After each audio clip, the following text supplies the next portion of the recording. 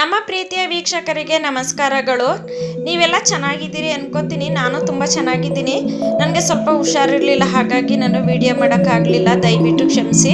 ನೋಡಿ, ನಾವು ಇವಾಗ ಮೊದಲಿಗೆ ನಮ್ಮ ಭಾಗ್ಯಲಕ್ಷ್ಮಿನ ತೋರಿಸ್ತಾ ಇದ್ದೀನಿ. ಭಾಗ್ಯಲಕ್ಷ್ಮಿ ಬಂದ್ಬಿಟ್ಟು ಯಾವ ಥರ ಆಟ ಆಡ್ತಾ ಇದ್ದಾಳೆ ಅಂತ ನೋಡಿ ಯಾವ ಥರ ಆಡ್ತಾಳೆ ಅಂತೇಳಿ. ಅವಳಿಗೆ ಖುಷಿ ಬಂದರೆ ತುಂಬಾ ಚೆನ್ನಾಗಿ ಆಟ ಆಡ್ತಾ ಇರ್ತಾಳೆ. ನಮ್ಮ ಮನೇಲಿ ಒಂಥರ ಟೈಮ್ ಪಾಸ್ಗೆ ಆಗುತ್ತೆ ಅನಿಸುತ್ತೆ. ದೊಡ್ಡ ಮಕ್ಕಳೇ ಇರೋದು, ಯಾರು ಚಿಕ್ಕ ಮಕ್ಕಳಿಲ್ಲ. ಇದೇ ನಮಗೆ ಚಿಕ್ಕ ಮಗು ಆಗಿದೆ. ನೋಡಿ ಯಾವ ಥರ ಆಟ ಆಡ್ತಿದೆ ಅಂತೇಳಿ. ನೋಡಿ, ಅದಕ್ಕೆ ಏನಾದರೂ ಒಂದು ಸಿಕ್ಬಿಟ್ರೆ ಸಾಕು, ಚೆನ್ನಾಗಿ ಆಟ ಆಡ್ಕೊಂಡಿರುತ್ತೆ. ಇನ್ನು ಅದು ಮಕ್ಕಳ ಜೊತೆಲ್ಲ ಆಟ ಆಡ್ಬೇಕಾದ್ರೆ ತುಂಬಾ ಚೆನ್ನಾಗಿರುತ್ತೆ. ಅದನ್ನು ಕೂಡ ಒಂದಿನ ವಿಡಿಯೋ ಮಾಡಿ ಹಾಕ್ತೀನಿ. ನೋಡಿ ಯಾವ ಥರ ಆಡ್ತಾ ಇದೆ ಅಂತೇಳಿ. ಅದಕ್ಕೆ ಒಂದು ಕೀ ಬಂಚ್ ಸಿಕ್ಕಿದೆ. ಕೀ ಬಂಚ್ಗೋಸ್ಕರ ನೋಡಿ ಯಾವ ಥರ ಆಡ್ತಿದೆ ಅಂತೇಳಿ. ಕೀ ಬಂಚ್ ಏನಾದರೂ ಒಂದು ಸಿಕ್ಬಿಟ್ರೆ ಸಾಕು, ಮತ್ತೆ ಅದನ್ನ ಎತ್ಕೊಂಡೋಗಿ ಬಚ್ಚಿಟ್ಕೊಂಡು ಮತ್ತೆ ಅದಕ್ಕೆ ಬೋರ್ ಹೊಡೆದಾಗ ಮತ್ತೆ ಎತ್ಕೊಂಬಂದು ಆಟ ಆಡ್ತಾ ಇರುತ್ತೆ. ಹಾಗಾಗಿ ನೋಡಿ ಎಷ್ಟು ಚೆನ್ನಾಗಿ ಮಾಡ್ತಿದೆ ಅಂತೇಳಿ. ನೀವು ನೋಡಿ ಹೇಗನ್ನಿಸ್ತು ಅಂತ ನಮ್ಮ ಭಾಗ್ಯಲಕ್ಷ್ಮಿ ಹೇಗಿದ್ದಾಳೆ, ಹೇಗನ್ನಿಸ್ತು, ಹೇಗೆ ಆಟ ಆಡ್ತಿದ್ದಾಳೆ ಅಂತೇಳಿ ನೀವು ಕಮೆಂಟ್ ಮಾಡಿ ತಿಳಿಸಿ. ನೋಡಿ ಯಾವ ಥರ ಎತ್ಕೊಂಡು ತಿರುಗ್ತಾ ಇದೆ ಅಂತೇಳಿ. ನೋಡಿ ಯಾವ ಥರ ಬರ್ತಾ ಇದೆ ಅಂತೇಳಿ. ನೋಡಿ ಅಲ್ಲಿ ನೋಡಿ ಹೆಂಗೆ ಆಡ್ತಾ ಇದೆ ಅಂತ ನೋಡಿ. ಈಗ ಮತ್ತೆ ಮನೆ ಬೆಂಚ್ ಮೇಲೆ ಕೂತ್ಕೊಂಡಿದ್ದ ಸುಮ್ಮನೆ ತಗ್ತಾ ಇದ್ದಾರೆ. ನೋಡಿ ಇವಾಗ ಹೆಂಗೆ ಜಂಪ್ ಮಾಡುತ್ತೆ ಅಂತ ನೋಡ್ತಾರೆ. ಅದೇ ಥರ ಸ್ಟಡಿ ಆಗ್ತಿದೆ ನೋಡಿ. ಜಂಪ್ ಮಾಡೋದಕ್ಕೆ ಸ್ಟಡಿಯಾಗಿ ಮತ್ತೆ ಮೇಲಕ್ಕೆ ಜಂಪ್ ಮಾಡುತ್ತೆ. ನೋಡ್ತಾ ಇರಿ ಇವಾಗ ಹೇಗೆ ಜಂಪ್ ಮಾಡ್ತಾಳೆ ಅಂತೇಳಿ. ನೋಡಿ ಹಂಗೆ ಜಂಪ್ ಮಾಡ್ತಾಳೆ. ಜಂಪ್ ಮಾಡಿದ್ದಾದ್ಮೇಲೆ ಮತ್ತೆ ಓಡ್ತಾಳೆ. ಮತ್ತೆ ಓಡೋಗಿ ಅಕ್ಕಿನ ಹೊರಗಡೆ ಹಾಕ್ಬಿಟ್ವಿ. ಇದು ನೋಡಿ ಕ್ಯಾರಮ್ ಬೋರ್ಡ್ ಮೇಲೆ ಕಾಲಿಟ್ಕೊಂಡು ಸ್ಟಡಿ ಮಾಡಿಕೊಂಡು ಮತ್ತೆ ಜಿಗಿತಾಳೆ. ಜಿಗ್ಕೊಂಬಂದು ಆಟ ಆಡ್ಕೊಂಡು ನೋಡಿ ಇದೇ ಥರ ಇರುತ್ತೆ. ನಾನು ಇವಾಗ ಕೀ ಬಂಚನ್ನ ಕಿತ್ಕೊಂಡ್ಬಿಡ್ತೀನಿ. ನೋಡಿ ಇವಾಗ ಕಿತ್ಕೊಂಡ್ಬಿಟ್ರೆ ಯಾವ ಥರ ಬಂದು ತಟ್ಟುತ್ತೆ ನೋಡಿ. ಅದು ಇವಾಗ ನೋಡಿ ಈ ಥರ ಇರುತ್ತೆ.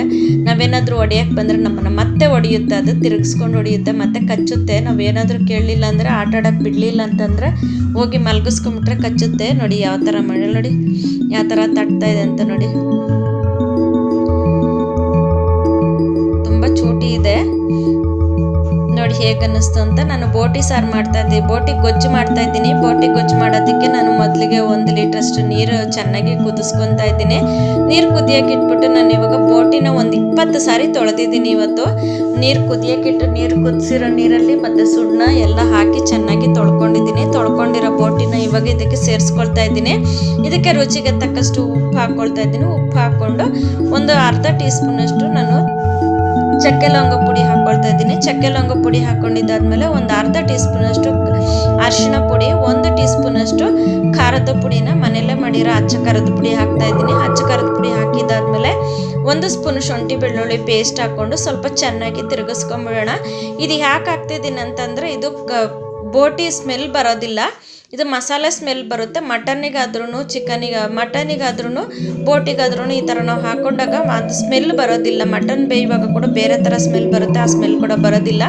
ಇವಾಗ ಕುಕ್ಕರ್ ಮುಚ್ಚಿ ನಾವು ಇವಾಗ ಒಂದು 5 ವಿಷಲ್ನ ಬರ್ಸ್ಕೊಳ್ಳೋಣ. 5 ವಿಷಲ್ ಬರ್ಸ್ಕೊಂಡಾಗಿದೆ ನೋಡಿ. ಇವಾಗ ಒಂದು ಬಾಣಲಿ ತೊಗೊಂಡಿದ್ದೀನಿ. ಬಾಣಲಿಗೆ ನಾನು ಇವಾಗ ಒಂದು 4 ಸ್ಪೂನ್ ಎಣ್ಣೆ ಹಾಕ್ಕೊಳ್ತಾ ಇದ್ದೀನಿ. ಎಣ್ಣೆ ಹಾಕ್ಕೊಂಡು ಒಂದು ದೊಡ್ಡದು 2 ಈರುಳ್ಳಿನ ಸಣ್ಣದಾಗಿ ಕಟ್ ಮಾಡಿ ಹಾಕ್ಕೊಂಡಿದ್ದೀನಿ.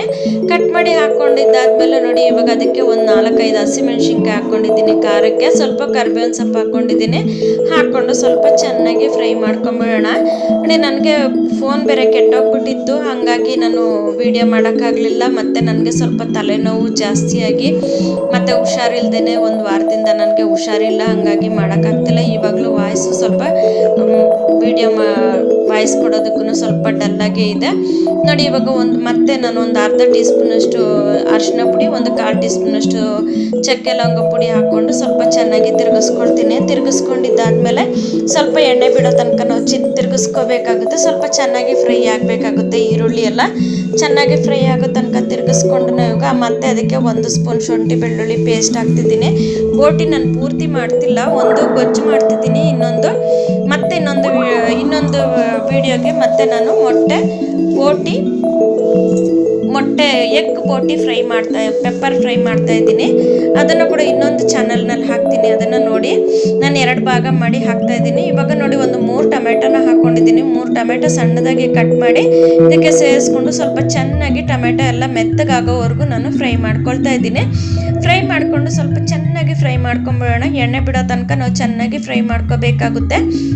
ಮತ್ತು ಇವಾಗ ನಾನು 1 ಸ್ಪೂನ್ ಖಾರದ ಪುಡಿ ಹಾಕ್ಕೊಂಡಿದ್ದೀನಿ. ಮೊದಲೇ ನಾವು ಖಾರ ಹಾಕಿರ್ತೀವಿ, ನೋಡ್ಕೊಂಡು ಹಾಕೋಬೇಕಾಗುತ್ತೆ.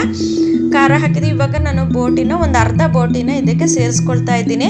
ಅರ್ಧ ಬೋಟಿ ಇದಕ್ಕೆ ಸೇರಿಸ್ಕೊಂಡು ಸ್ವಲ್ಪ ಚೆನ್ನಾಗಿ ತಿರುಗಿಸ್ಕೋಬೇಕಾಗುತ್ತೆ. ಉಪ್ಪು ಖಾರ ನೋಡ್ಕೊಂಡು ಹಾಕ್ಕೋಬೇಕಾಗುತ್ತೆ, ಯಾಕಂದರೆ ನಾವು ಪೆಪ್ಪರ್ ಪೌಡ್ರ್ ಹಾಕ್ತಾ ಇದ್ದೀವಿ, ಪೆಪ್ಪರ್ ಪೌಡ್ರ್ ಹಾಕಿರ್ತೀವಿ ಇದಕ್ಕೆ.